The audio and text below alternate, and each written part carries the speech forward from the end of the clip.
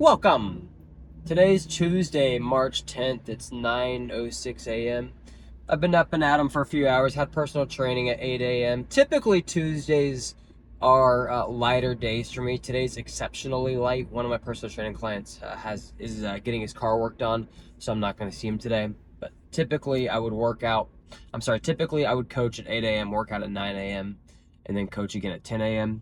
Today I had personal training at 8 a.m. and then nothing after that. So I didn't work out at 9 a.m., which would be right now, because I actually need to go to Costco because we have a pretty busy day. My wife and I we have a midwife appointment at noon, and it's relatively far away. It's not super far, but it's relatively far away. So I figured if I could knock my Costco run out early, I could always work out later before I go back into for my afternoon shift at the gym. So that's currently what I'm doing, is heading to Costco. I'm still trying to figure out what I want to do with this vlog, if that's even the word for what this is. I don't quite know what it is that I'm doing. I don't have a North Star yet.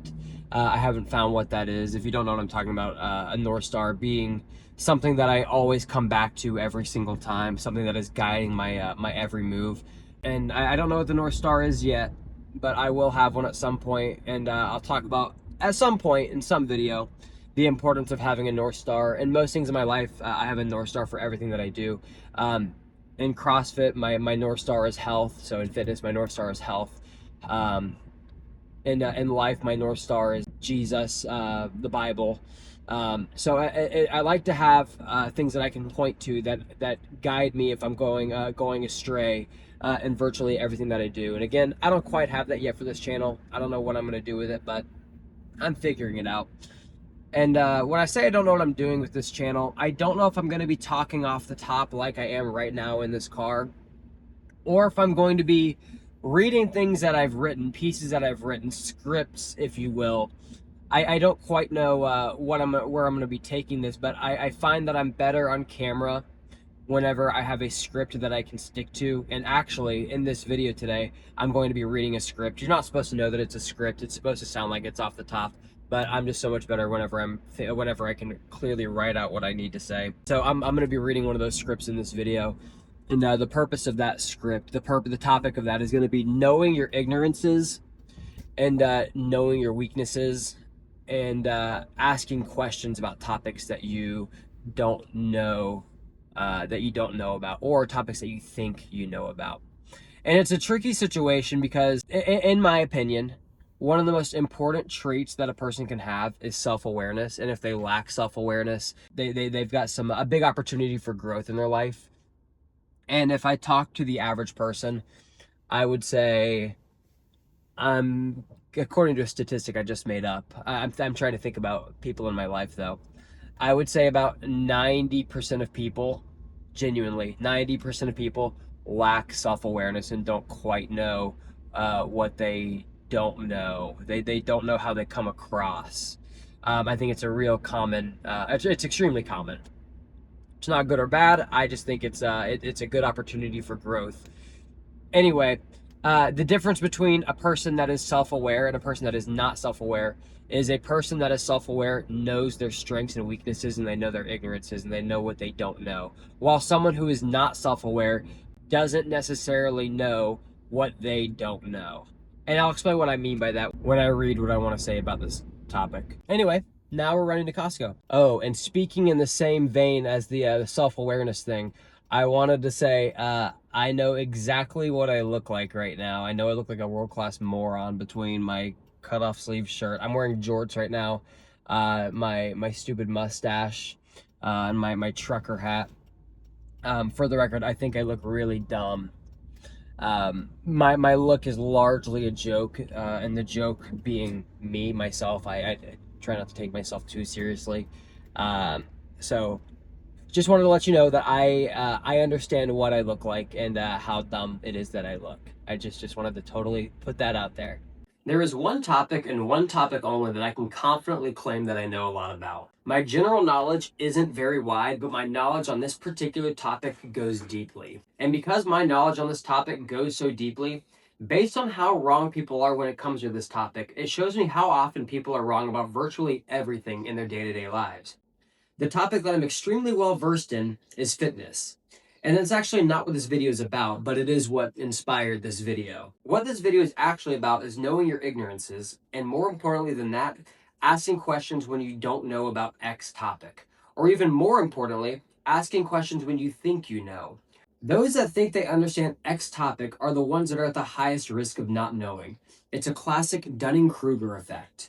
But this takes some serious self-awareness. When it comes to fitness advice, I have a personal rule that I follow 99% of the time.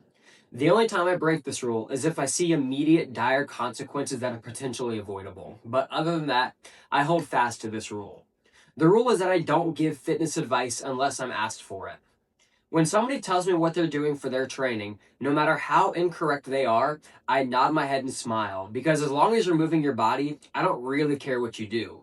The best exercise is whatever one you'll actually do. The second best one is CrossFit, period, end of story. And when someone tells me what they're doing for their health, largely they don't want to hear what I have to say on the topic because they aren't going to like my answer, which is fine, and I don't really care either way. But in all honesty, that's an assumptive answer that I just gave you, and I'm doing the very thing that caused me to make this video. I'm making an assumption that they aren't going to like my answer, but I don't know that like I think I do. I don't know that like I know my knowledge of fitness. Now, since I don't give fitness advice unless asked for it, you wouldn't believe the absolute garbage that people believe about health and fitness, but that's a different video for a different day.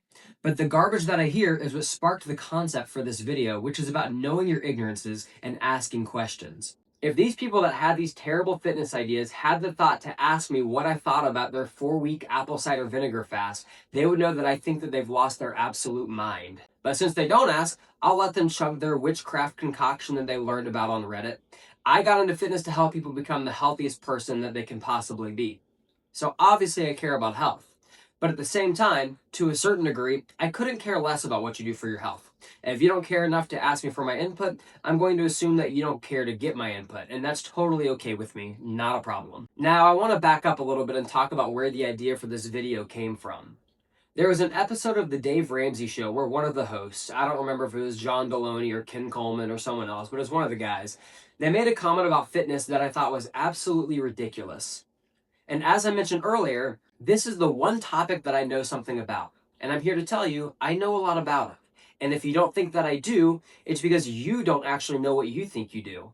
Again, this is my one topic that I know more about than anything else on planet Earth. So this is what the host said, and I quote, "I don't take fitness advice from someone who can't do 100 unbroken push-ups." And that was the end of the quote. And I thought that was the dumbest thing that I've ever heard, and here's why. If you take this avenue, you're missing out on a lot of good fitness advice. Lance Armstrong specialized in endurance events, particularly biking. You may have heard of him. He was the best to ever do it. Based on his strengths, I have it on pretty good authority that he couldn't do 100 unbroken push-ups when he was training for the Tour de France, which is fine because his goal wasn't to be the greatest bodyweight specialist on earth. It was to be the best long-distance biker on earth. I can say the same thing about Ed Coan, the greatest powerlifter to ever live. He could back squat over 1,000 pounds, bench press 585 pounds, and deadlift 900 pounds. I can say with great confidence that he could not perform 100 unbroken push-ups. Because again, that wasn't his goal. 100 unbroken push-ups does nothing for his powerlifting numbers in competition. So am I not going to take strength advice from Ed Coan? Am I going to ignore anything Lance Armstrong tells me because he can't do 100 unbroken push-ups? Here's the problem. The host has taken a topic that he clearly knows very little about, and he has made up his own rules and parameters with no rhyme or reason to his own demise. He doesn't even know what he doesn't know, because he hasn't asked any questions. He doesn't know his own ignorances. This is why it's important to know your strengths, and more importantly, your weaknesses. And if you are outside of your wheelhouse at all, ask questions, because I promise you don't know what you think you do on X topic. I have a lot of weaknesses in my life. But one of my strengths is that I know what I don't know. Even in fitness, if you ask me how to get a sub 3-hour marathon, I'm going to tell you that I'm not your guy. If you ask me how to compete for Mr. Olympia, I'm going to tell you I'm not your guy. But if you ask me how to be as fit and healthy as possible, now we're getting into my lane and I can speak with certain authority here. But outside of increasing your work capacity across broad time and modal domains, which is what fitness is, I'm a world-class moron, and I know it. Don't ask me about car advice, don't ask me about cooking advice, don't ask me about installing drywall. If you ask me anything outside of my wheelhouse, I will immediately tell you that I have no clue. I'm not going to make up an answer. And if I do make up an answer, I will always say, but I also just made that up, so don't listen to me.